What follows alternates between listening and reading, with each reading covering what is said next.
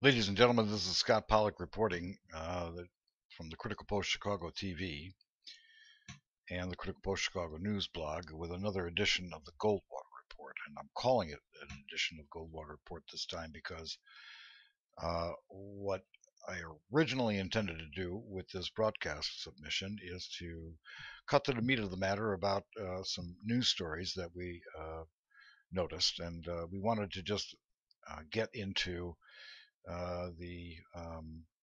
these stories in the propaganda headlines watch.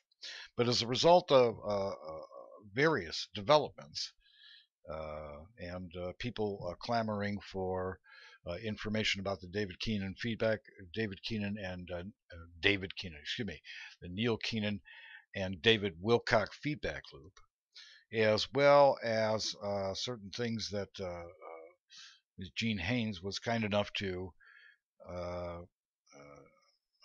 point out in her commentary after having a long discussion with her on a couple of occasions.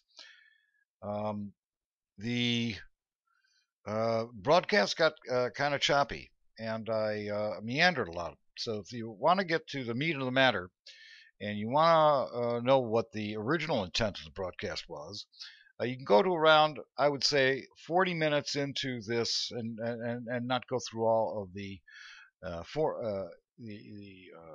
the background material that I provide in this. It's full of a lot of what I would call commentary by us regarding the subject of the Wilcock Keenan feedback loop. There's some announcements in this.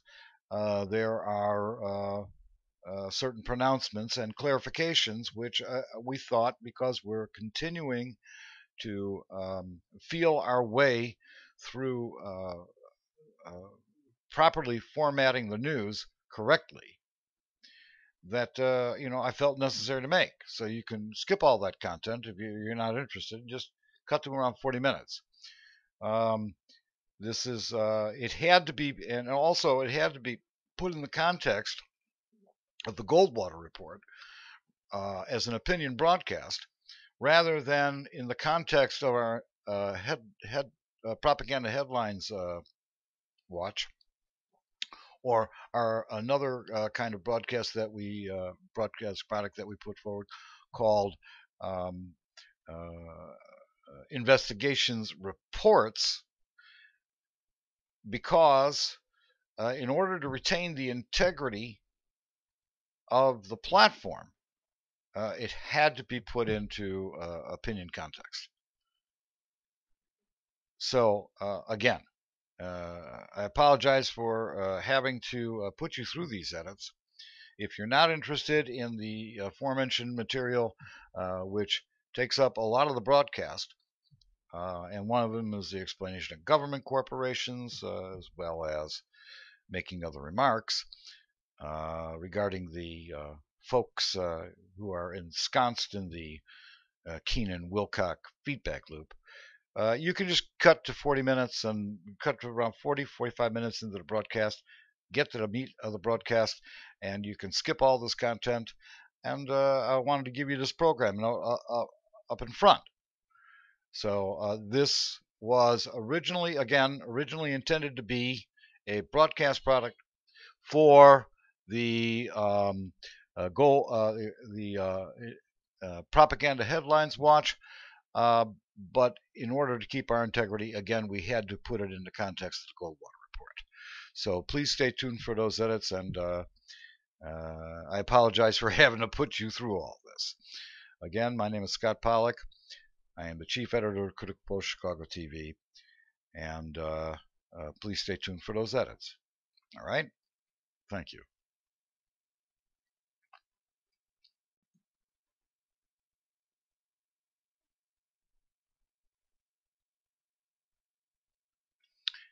Ladies and gentlemen, this is Scott Pollock, chief editor of the Critical Post Chicago and chief editor of the Critical Post Chicago TV, reporting today on the 1st of December 2014, after what we hope for all of you has been a great start of the 2014 holiday season, and a a great weekend for Thanksgiving. So we hope you are all well and that your families are all well and like that. So today, ladies and gentlemen, as a result of having a conversation on 2 separate occasions with a very nice lady by the name of Ms. Jean Haynes, we are going to try and further improve our broadcast product submission. And today I am not reading from a typewritten script, and I'm using an outline form of content so that it appears a little bit more intelligible and not as, I guess you would say, trudging and slow and all of these things. And it is a result of Ms. Haynes' commentary that we are going to proceed in this manner sometimes. But I would like to make a remark that there are sometimes, and because we're just fleshing out this content and the way this broadcast submission works, and the premises that it was necessary to put forward in a scripted format all of the statement of mission statement and the objectives in a clear and concise manner, and I made the decision to do it that way so that people would have no doubt as to why we are here. And I would state for the record again that I don't want to be in front of this camera. I don't want to be a person working at this anchor desk. I would rather be behind the scenes digesting content being submitted to us and pay an anchor to be at this desk so that the professionalism of this platform can be advanced. So I would make that remark. So I'm going to get into this outline here. Today's broadcast and the program notes are as follows. We are going to talk about a piece of journalism content and propaganda content from CNS News, which is Brent Bozell's organization. And Brent Bozell is a conservative commentator on Fox News. We are going to talk about that piece of journalism. We are going to talk about a piece of journalism by Tyler Durden from Zero Hedge, where he also cites another piece of journalism from Reuters and the propaganda about that. We are going to show you a live trading platform and talk about the current dollar bull trend, or the current trend where the dollar is continuing on what the trading community would call the dollar being on one heck of a tear against the basket of debt instrument currencies throughout the world, and that the dollar is still holding on to its reserve currency status. As well, we are going to talk about a piece of propaganda that came in from CBS 13 out of Sacramento. That was a report about the findings of an economics professor at the University of California, Davis campus, and the man's name is Gregory Clark. So we're going to make remarks about that. The next thing on the item list is you can, if you care, the first thing I want to tell you is that this broadcast submission is not dependent upon anything but the pocketbooks of myself and my partner, Mr. Steve Harvey. We don't care how long we're going to continue to lose money. This broadcast submission comes to you free of charge. You do not have to support us monetarily, one iota. It is entirely up to you. If you want to support the funding of this broadcast product, as well as investigative reporting or investigations, you can do so free of charge to you by going to the head page of the Critical Post Chicago and clicking on an ad and visiting an advertiser. Period. Google will pay for it because we sell at the head page of our blog, news blog. Those ads are there. And we're not going to put too much advertising content on the head page of the Critical Post because we think it's ugly, we think it's insulting. But if you want to help us fund investigators, help us fund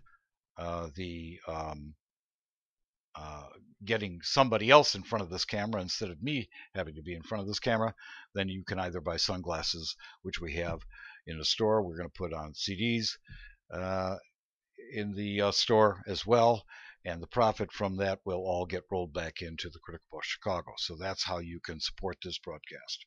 We would like to tell you as well that we've added some new staff as of the last couple of weeks. That's going to help myself and Mr. Sidler shed some responsibilities regarding the posting of presidential speeches and other world leaders' speeches, the transcripts thereof. So new staff has been added in the last couple of weeks. The further outline in this broadcast then again bids me to tell you that on our 25 November 2014 broadcast, as well as a Goldwater report or two before that, and the update, we would like to remind you about HR 5736, which is the Smith-Mundt Modernization Act of 2012, which was inserted into the 2013 National Defense Authorization Act, signed into law by the President of the United States of America Government Corporation, which allows propaganda to be used by the United States government upon the people of this country, as well as across the globe, and it normalizes the legalization of that kind of content. And our attitude is that is a very insidious use of government corporate activity upon the people of this country. So, having cited that, this weekend, a couple of program notes. We are putting up an interview in the live feed of a man by the name of Mr. Bill Still, which was conducted a while back. And Mr. Bill Still is a news reporter, and he has a YouTube channel that you can subscribe to, and he asks for dollar subscriptions or dollar donations or whatever. And Mr. Bill Still is the man who put forward the award-winning documentary film, The Money Masters, which is, in my estimation, probably one of the best explanations of how money actually works and what real money is and what monetary policy should be, which is denoted at the end of that film. And this is a very good product. He also came out with a film called The Secrets of Oz, which describes the metaphor of the Wizard of Oz that was written by Frank L. Baum at the end of the 19th century, early 20th century. I'm not sure exactly what the date was, but he produced that film. And now I believe he's got another product that's in the works called Jekyll Island-themovie.com, and that's the next product that's coming down the pipe from Mr. Bill Still. And I would also note to you that Mr. Bill Still was a libertarian candidate for the nomination of the Libertarian Party in competition with Gary Johnson. And you will find out more about that in the interview. I didn't know that at the time. So that's who Mr. Bill Still is, and that will be on the live feed from 12 midnight Friday night this week to 12 midnight Saturday night. And then after that, from Saturday night midnight until Sunday night at midnight, a re-airing of our interview with a man that I respect and who calls himself a military historian, and his name is Douglas Dietrich. And in that particular interview, what you will find out is, and what we wanted to find out initially from Douglas Dietrich, is what was his methodology for recording the instances of top secret documentation which formulates a recasting of recent American history as opposed to what was put forward by the various channels of journalism at work in the country over the last 100 years. So that is going to be on at 12 midnight Saturday night till 12 midnight Sunday night, and you can watch that interview, which is about 3 hours of content. Bill's interview is about an hour and a half worth of content, so the loops will repeat.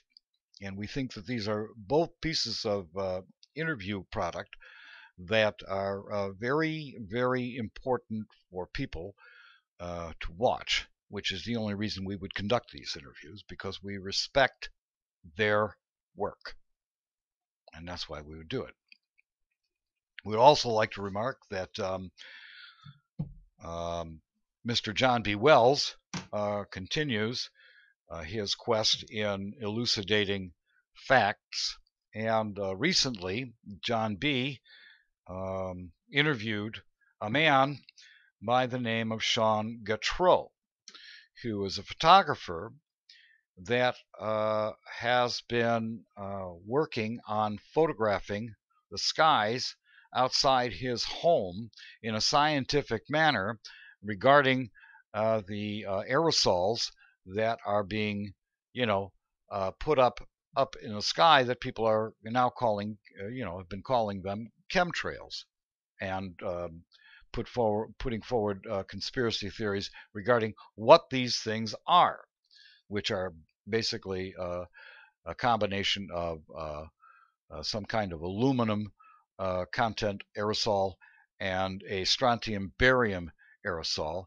And the man has made some very interesting research remarks concerning these photographs and what he's been able to detect.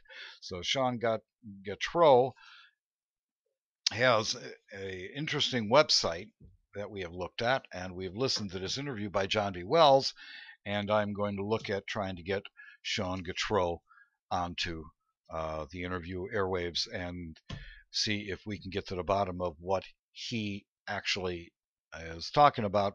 I don't think that John B. got as detailed as I would have liked him to be.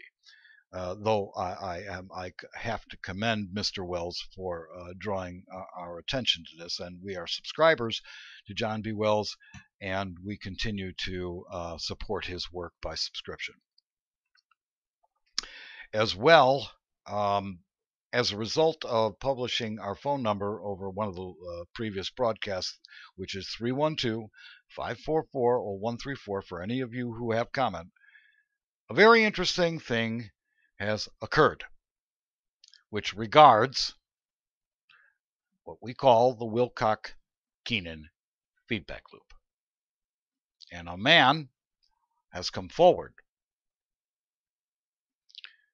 who has made a lot of remarks to us, and we have conducted right now over 3 hours of interview with this man.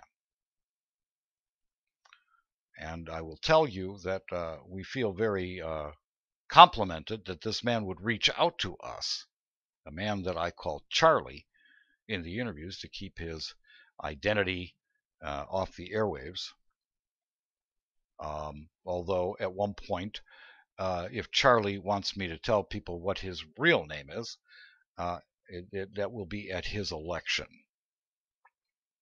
But I will tell you, ladies and gentlemen, that the interviews reveal the nature of the monetary fraud and the information fraud being perpetrated by David Wilcock, Benjamin Fulford, and Neil Keenan.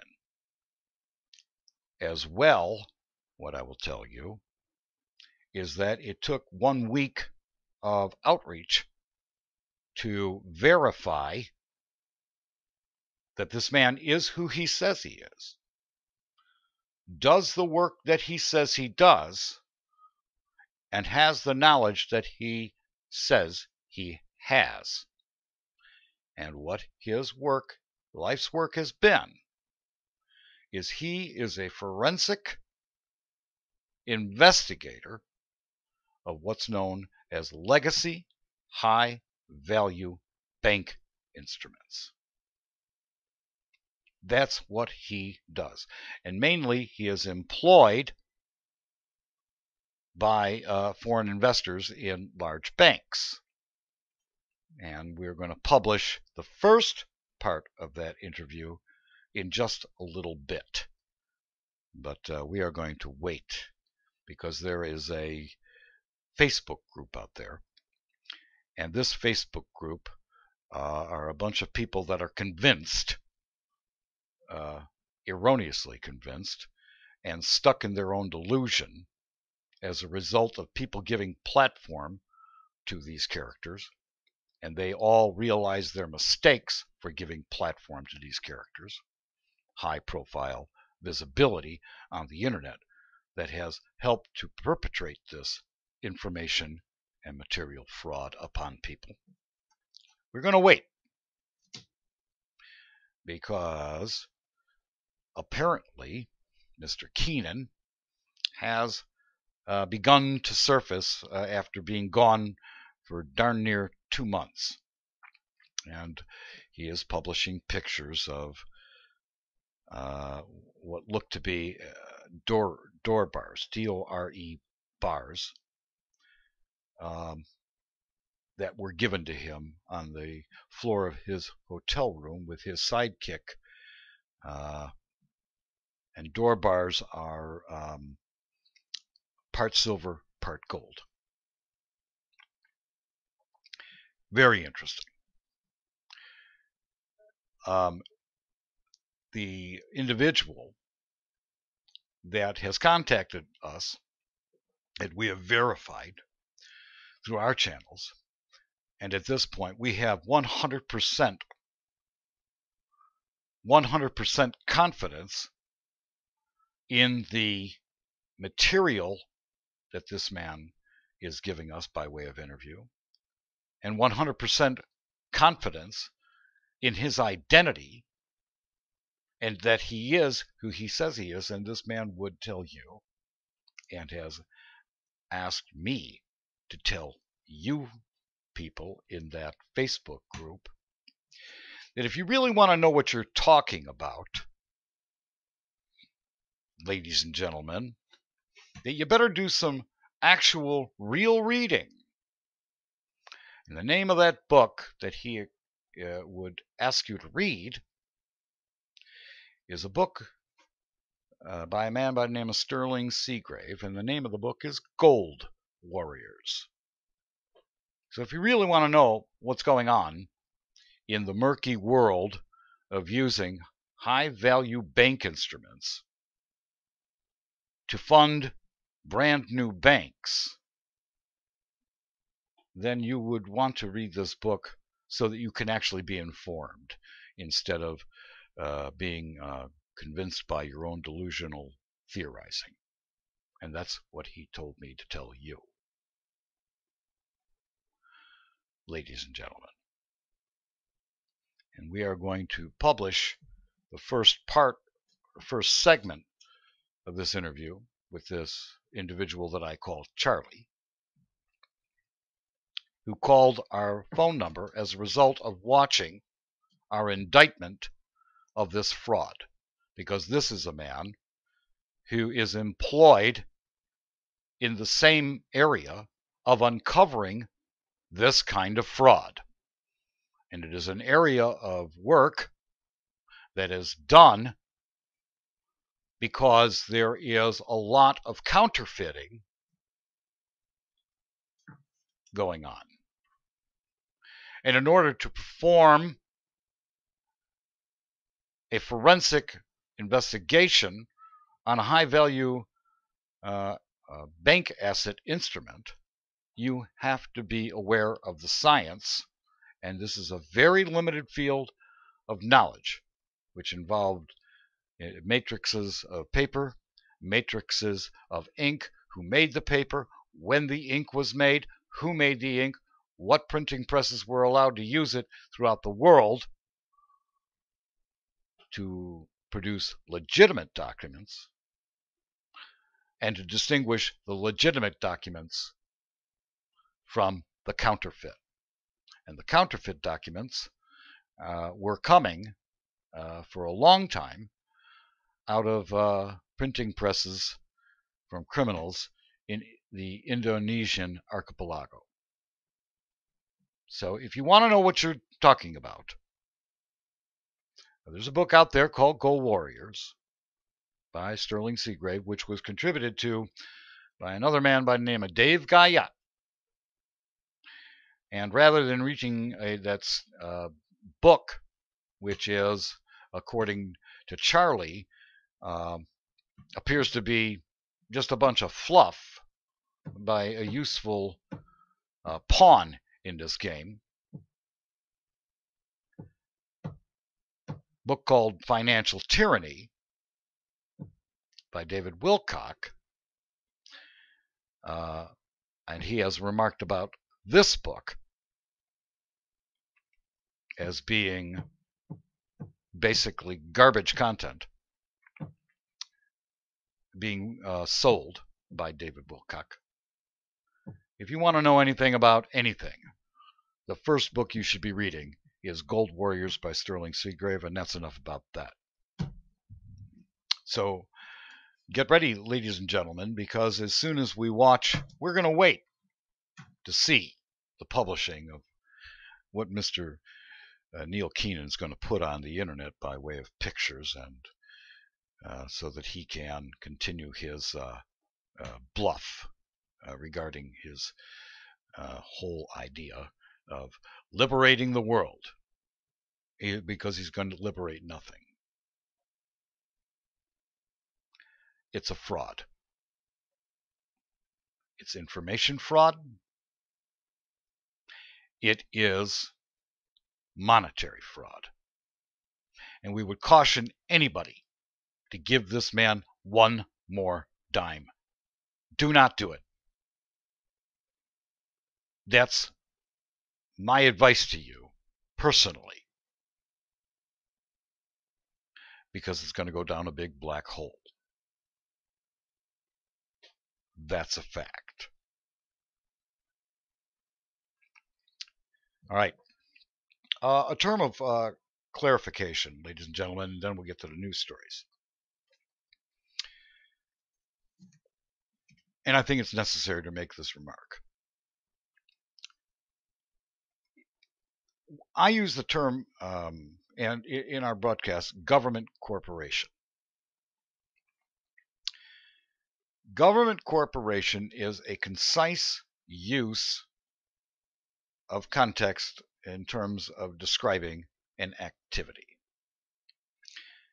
Every government across the face of the globe is a corporation that produces corporate activity. There is something called the Uniform Law of International Sales, which is the laws that arise as a result of admiralty or maritime law, which regulates the trading and transfer of money for goods and services from country to country, import and export. That's a fact. And so when I use the term government corporation, it is just a concise terminology describing an activity,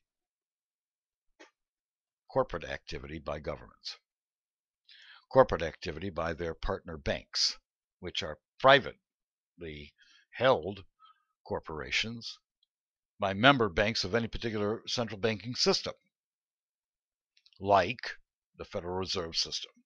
You cannot buy stock, which is private stock held by the banks in the Federal Reserve System.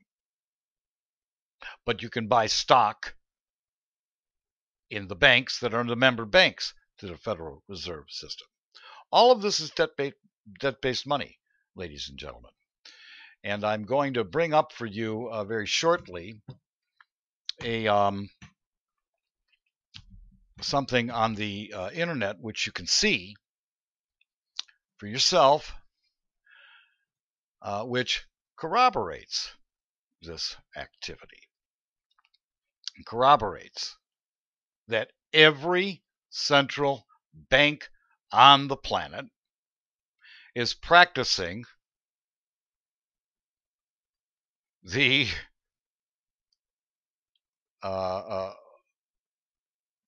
activity of debt-based money, to include China, to include Russia, every one of them. And I would posit that the activity of governments and government corporation upon each population across the face of the globe is to keep you all convinced that part of your labor is a legal tax. So as to keep you being good little consumers and at the same time tax slaves, so that you can continue to fund their security apparatus operations and the production of incredible weapons that can destroy large swaths of people.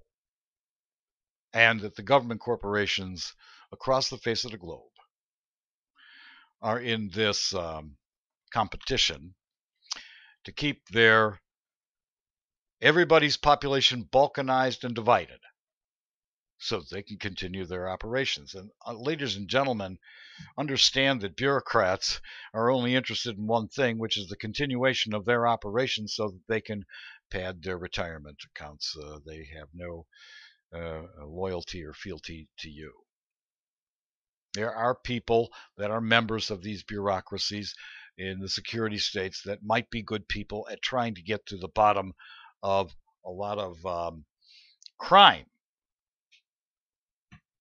in the world, but for the most part, they are far outnumbered by people who just want to punch a clock and take home a retirement paycheck and contribute to their retirement accounts. So understand this, people.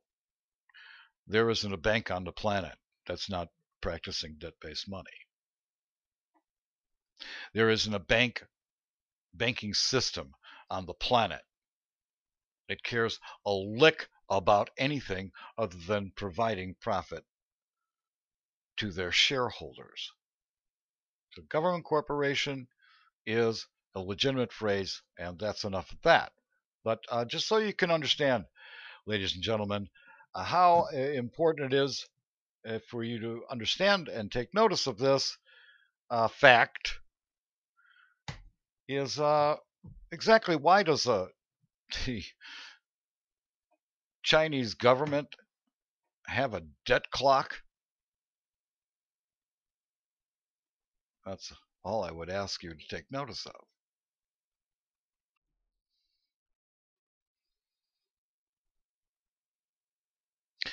So, ladies and gentlemen, what happened at the end of that first edit is I lost my context, and I proceeded to try and recover the context uh, and the flow of the report. So you noticed that I cut it off and proceeded in the manner that I'm about to show you. So stay tuned for the next edit of the Goldwater report, the 1st of December 2014. Stay tuned. So government corporation, the use of the phrase government corporation is just uh, our policy of trying to be concise about the activity of governments that people call governments upon the populations of the globe, and that this balkanization will continue. Everybody's supposed to be a bad guy to everybody else, so the security apparatuses can continue to do what they're doing, and the United Nations can continue to do what it's doing, which is an amazing dance of deception, my personal opinion, so that people remain balkanized. And to prove that is a point that is well founded is the fact that there is something called the Government Control Corporation Act of 1945, which was then imbued into Title 31 of the United States Code regarding the operations, and we hope you can see this, the operations of government corporations. You want to see how this is all done and how bureaucrats advantage themselves by working in government corporations and subsidiary government corporations of main government corporations, and continue to take home a paycheck, either because they're a union employee, like I believe there's something called the SEIU and other union bosses that advantage themselves and get fat salaries by negotiating with government, with congressional committees and getting laws passed for their members. It is a legitimate fact. That's all. And if you really want to understand how they view government corporations, there is something by the Congressional Research Service. Hope you can see this. This particular view of it tends to get a little pixelated, but this is a PDF of federal government corporations and overview. So they imbued government, the whole codification of government corporation into Title 31 of the United States Code by virtue of the Government Corporation Control Act. And so that's just, why I use this terminology. Because it's concise. And I don't want to get, it's, I'm not trying to be, some kind of school teacher or pedantic. I'm just trying to be concise. And it's the policy of this desk to be concise. So that's about enough of all of that. That's why I use the term. This is nothing new. This has been going on for quite some time, which is why the propaganda that governments use to justify their existence is so effective, even though they don't do a very good job. And if anybody wants to know about how bad, all you have to do is try and get something done.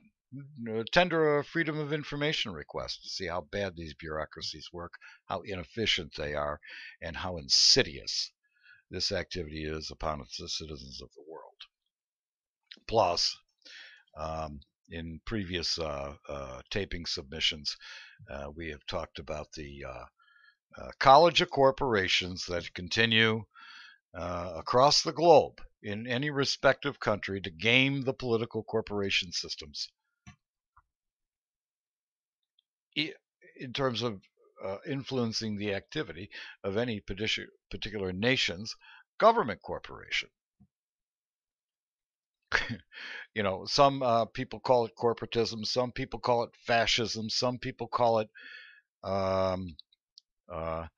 bankocracy. However you want to term this phrase, it is the activity of government corporations that you're watching. Okay? So now that I've gotten through that, ladies and gentlemen,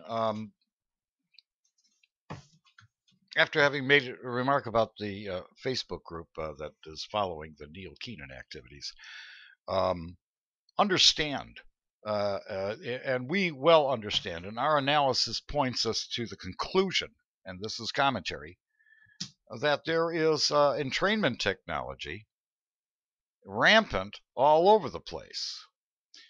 The bicameral political system at work in the United States, for instance, upon the people of the United States, is the perfect system for hurting the minds of people. It was first noticed by a German philosopher by the name of Hegel, and you can look him up on the internet. And it's called a Hegelian dialectic. This kind of use of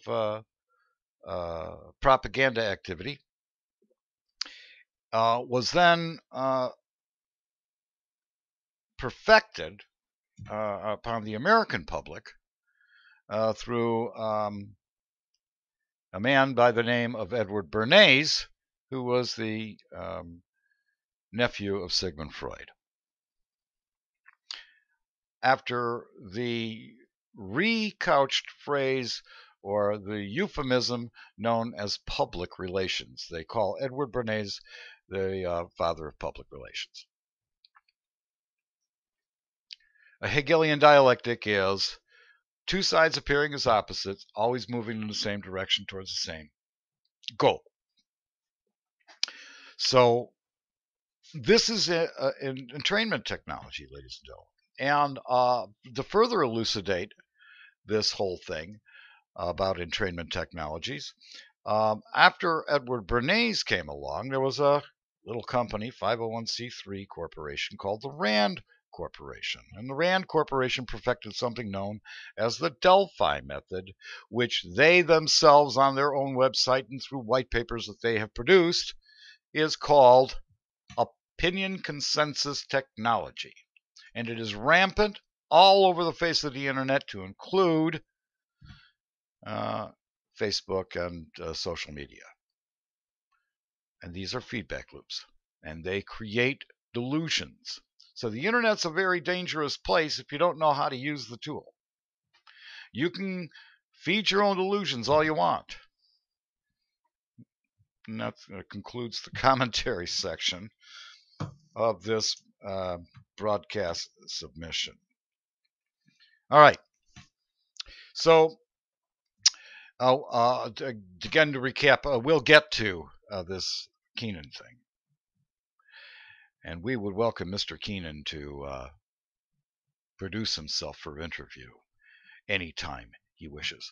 And we would welcome Mr. Wilcock to bring himself forward for a rigorous set of questions. They won't. But they're welcome, or they can call 312-544-0134 anytime they want. And I won't edit a word of it.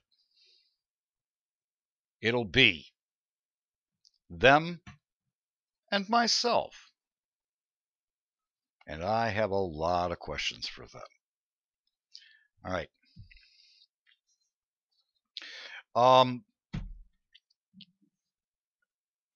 I want to remark about the research very briefly by Craig B. Hewlett, and we want to retain Craig B. Hewlett, who is as a advisor to the Critical Post Chicago about what's going on with current events. And he has made notes in several broadcasts about the sock puppets, or they call false personalities or false profiles on Facebook that are currently at play all over the political Facebook group forums. So try and be aware of who you're talking to, because you might be talking to a CIA officer that Craig B. Hewlett talks about that is trying to whip your emotions up and get you awfully angry for whatever reason. And this is something that Mr. Hewlett, who we regard very highly, has remarked about in many radio interviews that he conducts throughout any given year. All right. Now we want to take a particular note. Let's get to the actual propaganda that was put forward. Here is a piece of propaganda,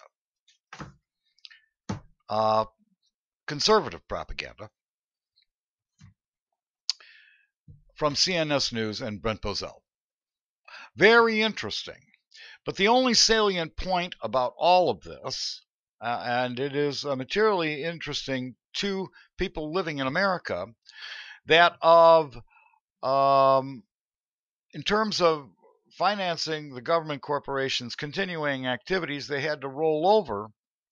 And it says here, the daily Treasury statement that was released Wednesday afternoon as Americans were preparing to celebrate Thanksgiving revealed that the U.S. Treasury has been forced to issue over $1 trillion, according to this figure, in new debt since fiscal 2015 started just 8 weeks ago, in order to raise the money to pay off Treasury securities that were maturing and to cover new deficit spending by the government. The salient point of this whole article, because this is normal activity, they do this all the time, but the salient point of this article was the fact that they drew down on their current balance sheet. It was noticed that they had on the books, let me see if I can find it in the article, they had on the books somewhere about $126 billion in the bank, and they drew down and only paid off $41 billion in Treasury securities with actual cash, and then refinanced the rest. That's the salient part of the story. That's what happened. So $1 trillion in new debt was created or financed by the reissuing of new bonds, or paying off old bonds with new bonds, and the only amount of cash that was used to retire the bonds was $41 billion in bonds.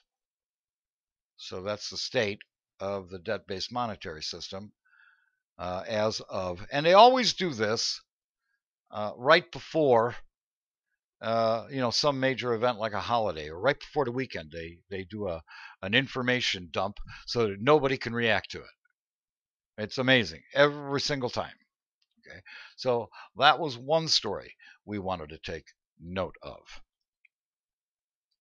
Another story we wanted to take note of, and a piece of propaganda that was put on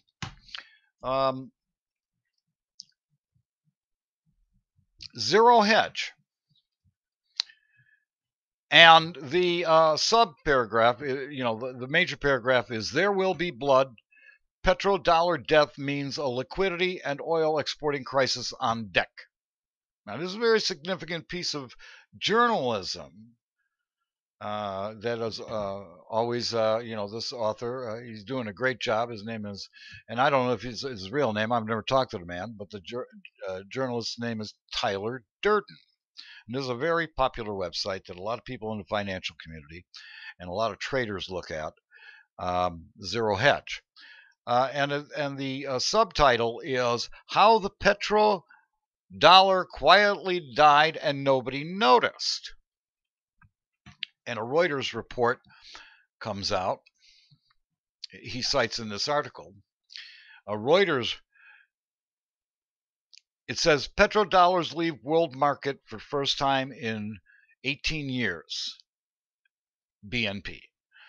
Energy exporting countries are set to pull their petrodollars out of world markets this year for the first time in almost 2 decades, according to a study by BNP Paribas. Now, I don't know who put BNP Paribas, to make this press release. Okay, and I don't know the people at that place. Press releases are often picked up in the PR in a popular platform called PR Newswire. But it's very curious that they're all of a sudden advertising this. However, in the Tyler Durden article, he puts forward a little a piece of journalism here. It says, as Reuters report, for the first time in almost 2 decades, energy exporting countries are set to pull their petrodollars out of world markets this year, citing a study by BNP Paribas. More details below. Basically, the petrodollar, long serving as the U.S. leverage to incur and facilitate U.S. dollar recycling and a steady reinvestment in U.S. denominated assets by the oil exporting nations, and thus a means to steadily increase the nominal pace of U.S. dollar priced assets, just drove itself into irrelevance. Now that's his opinion. But why is that his opinion? Ladies and gentlemen, let me pull up for you a trading platform so that you can see what the heck is going on. And I'm going to pull that into the screen view. This is a live trading platform. I do trading on a daily basis. And I'm going to bring up the US dollar chart. That is a long history of US dollar trading, and it goes all the way back to October 23rd, 2001, not long after the first, this is on a daily basis, not long after the first burst of what they call the dot-com bubble, within about a year.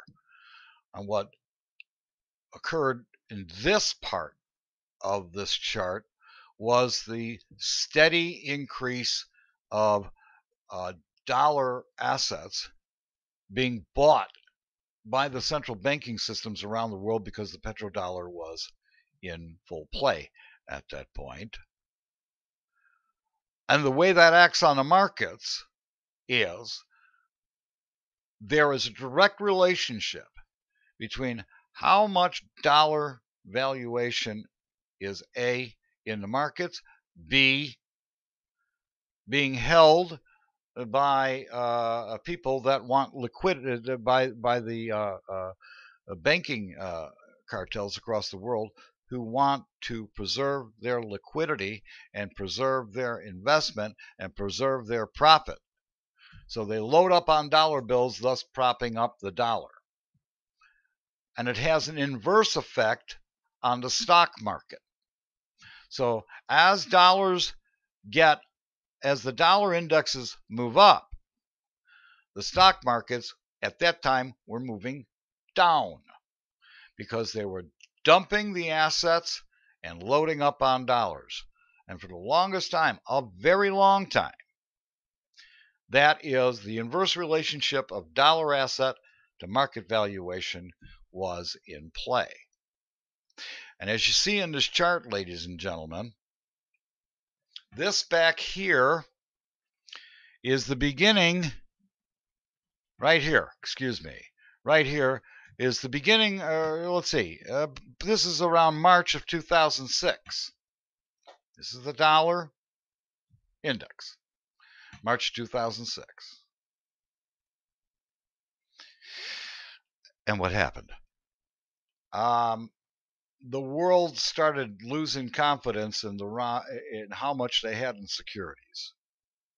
The Iraq War was going on. They used propaganda to move to swing these indexes, bank propaganda, to swing these indexes up and down. That's what really what's going on the world stage. Just so you understand.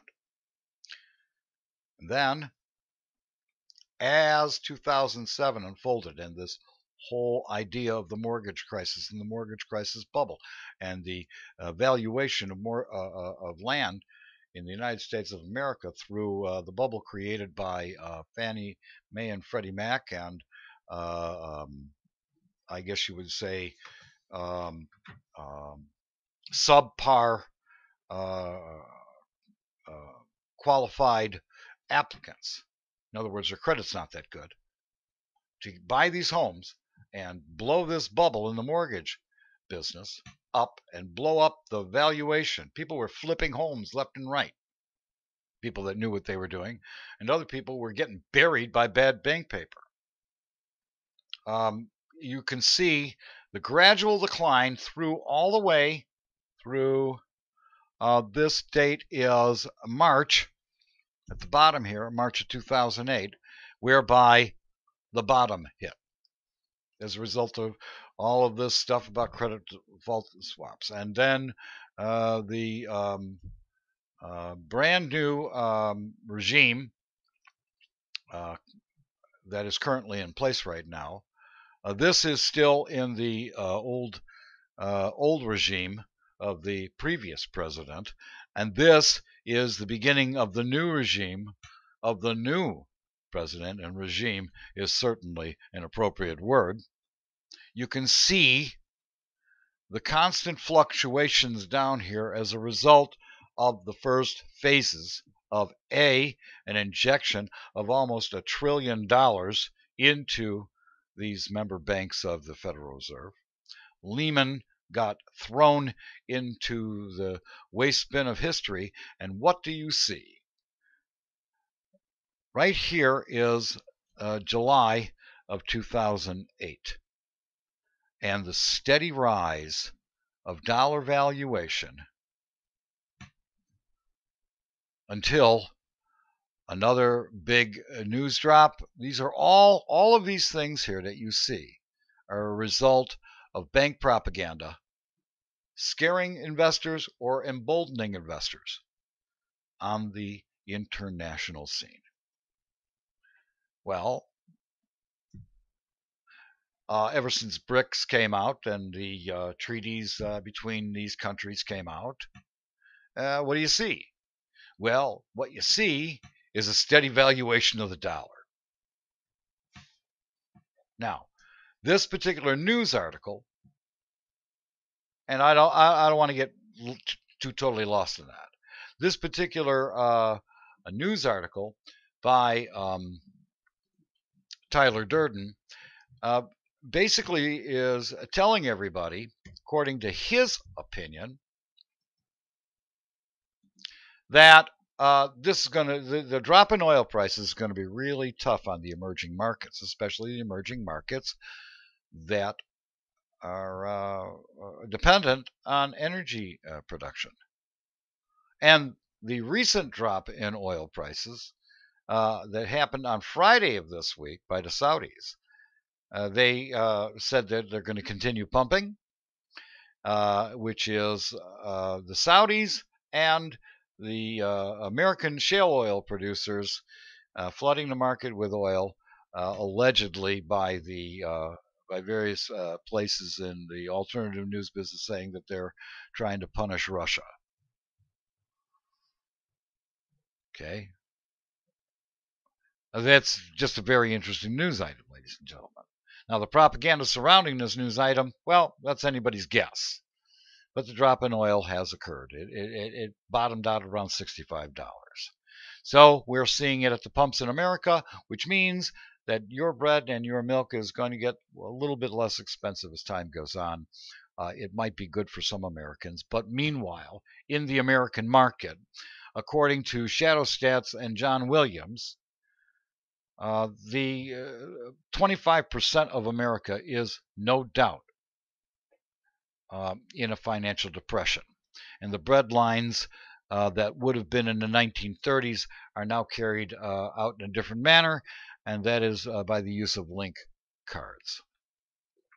98 million Americans, either fraudulently or on permanent disability, either fraudulently or legitimately receiving link cards for their food. And a lot of the American population in the big cities are in subsidized or Section 8 housing. It's a permanent part of America that is in depression. And the American government corporation manages it the way they do. And there's a big argument about this stuff. All right, that's that article. I talked about the dollar bull trend. I talked about the CNS news story.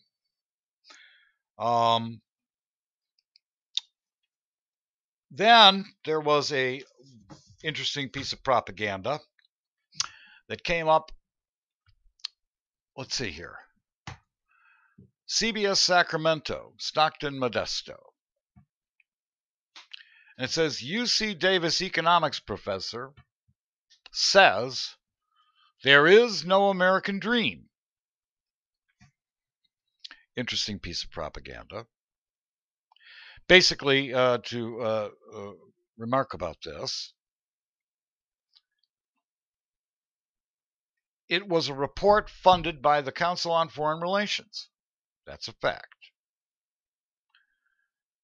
And the report basically says that if you were born at a certain station in the American economy, and they call them classes, the lower class, the middle class, the upper class, and then there's striations within those to keep the populations balkanized. They do this to continue to make you think in these regards. And if you were born into a certain kind of family, you will remain in a certain kind of family. If you were born into an upper class family, you will remain in a quote unquote upper class family. If you were born into the ghetto, you will remain in the ghetto. That's what this man's study basically says, without going into the whole rigmarole and the interview by CBS Sacramento. I find it awfully suspicious that I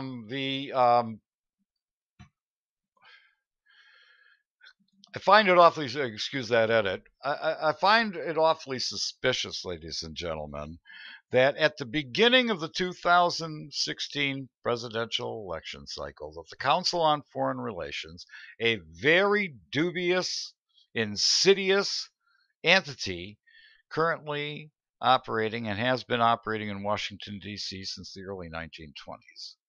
An insiders club, if you will, of social climbers and government apparatchik social climbers decided that they were going to produce this study.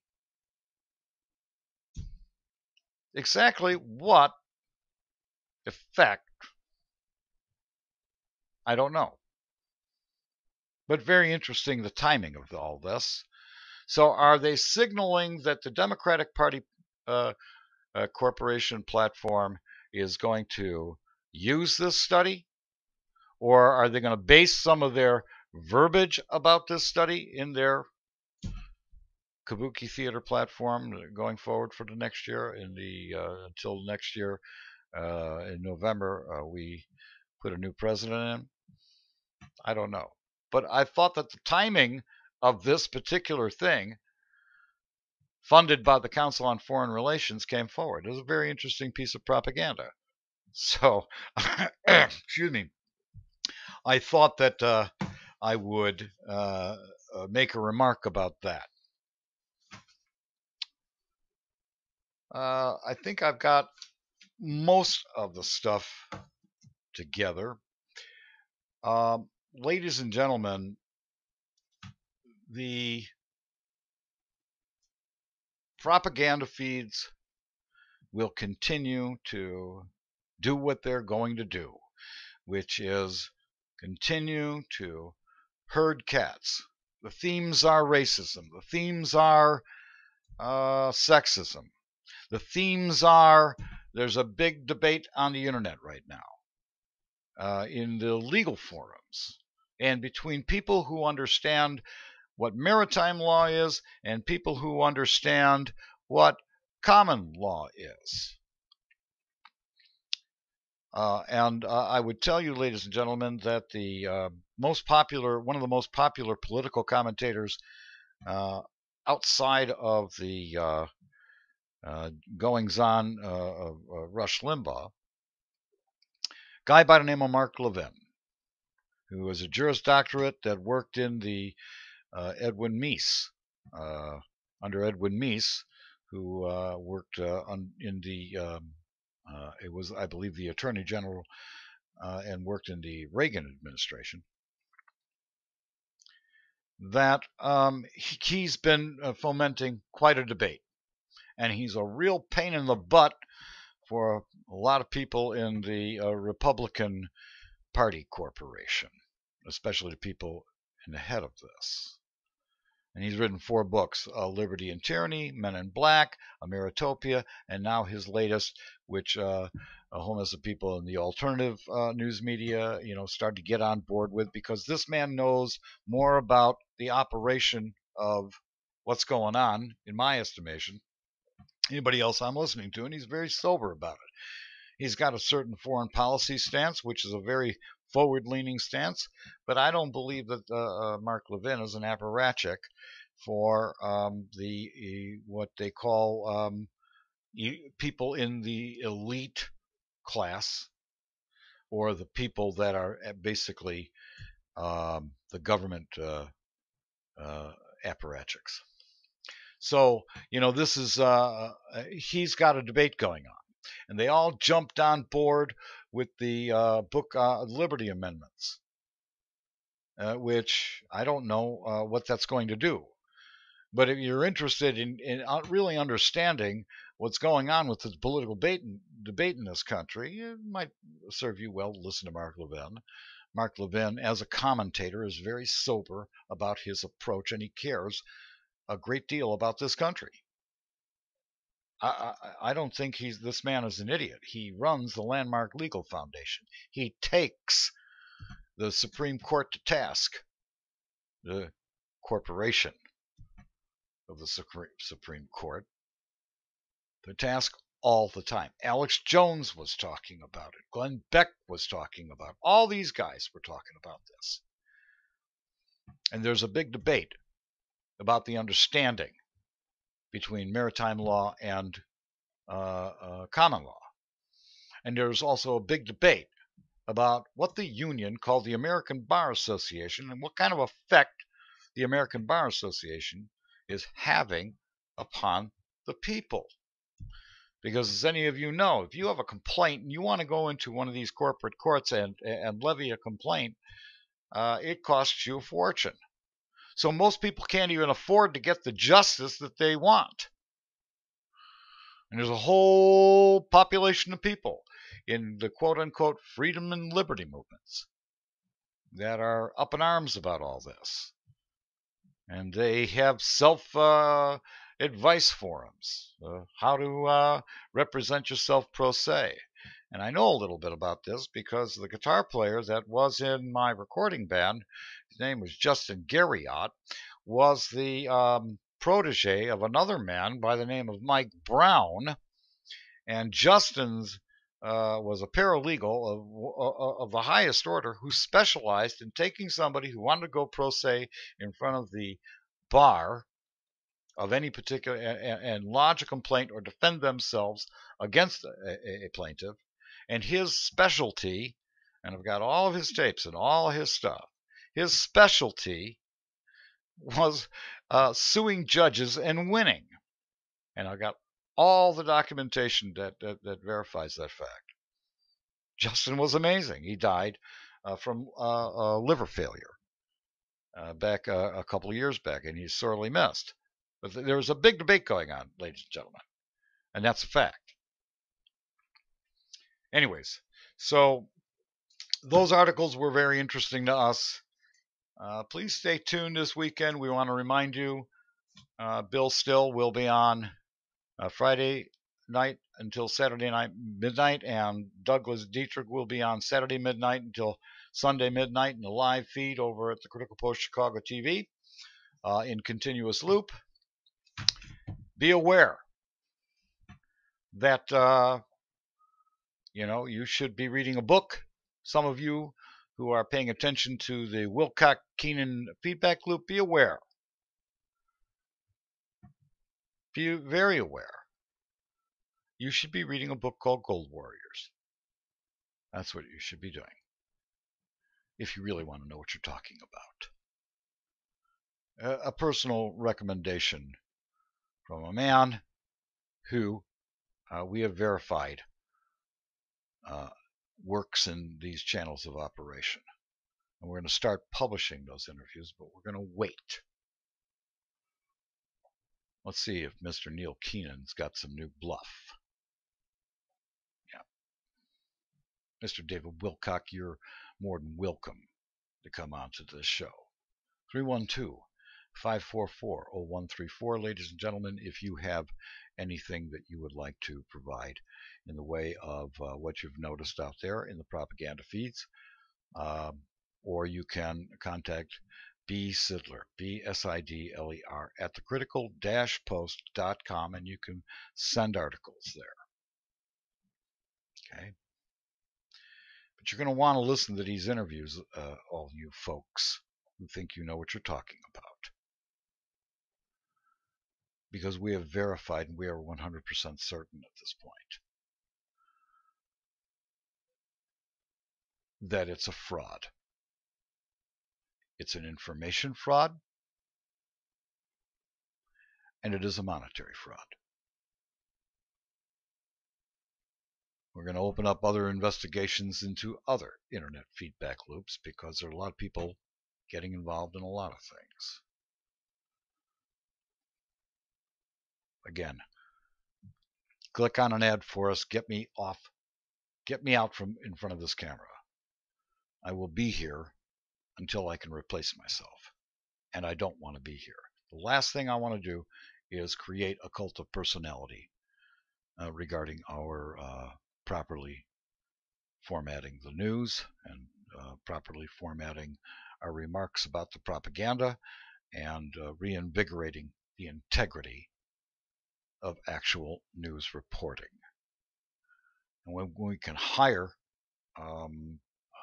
investigators so that we can break some news other than what we're breaking about the Keenan Wilcock feedback loop. When we can break some news, I think that it would be serve the world very well, which is why the Critical Post Chicago and the Critical Post Chicago TV is in existence. Ladies and gentlemen, thank you for watching another Propaganda Headlines Watch. My name is Scott Pollock, Chief Editor of the Critical Post Chicago and the Critical Post Chicago TV. We will be back, very shortly with another broadcast submission. We're going to put it on YouTube, and it'll also be up in the live news feed. Again, if you have anything to say, want to levy any criticism, want to talk to me directly, all you have to do is call 312-544-0134. Leave a message. We'll listen to it. We will respond. Or if you've got some news, you think that something's interesting that we should be taking a look at and possibly providing analysis for, you can do that. Again, this is Scott Pollock reporting on the 1st of December from the anchor desk of the Critical Post Chicago TV, saying we'll see you in just a little bit. Take care.